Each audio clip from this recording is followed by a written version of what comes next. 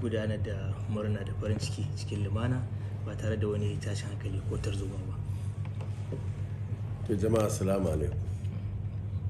Na so in fara da godiya ga Allah kuma in gode wa duka 'yan Najeriya musamman jama'a jihar Kano waɗanda suka fito suka yi zaɓe suka zaɓi jam'iyyar mu ta NNPP New Nigeria People's Party.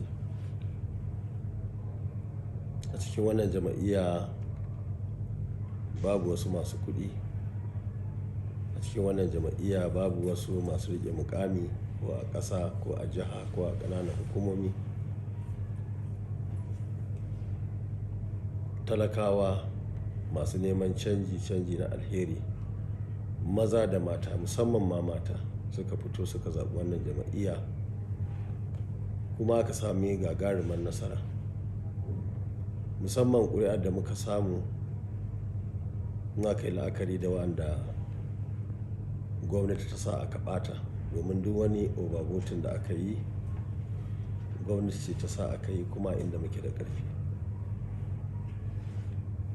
Duk wani akwati da aka fasa gwamnati ce ta fasa shi domin a rage mana ƙuri'a. Duk da wannan cikin yarda Allah aka samu gagarumar nasara.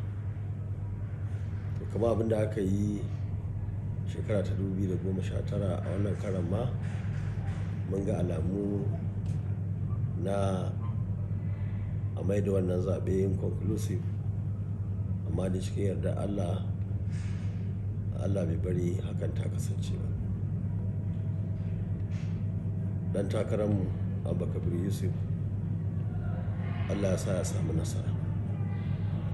Nan nake kira ga dukkanin magoya bayan mu a wannan jiha da ma wannan ƙasa tamu da su gaba da zaman lafiya da kwanciyar hankali, domin ta wannan ne kawai za a samu ci gaba a wannan ƙasa.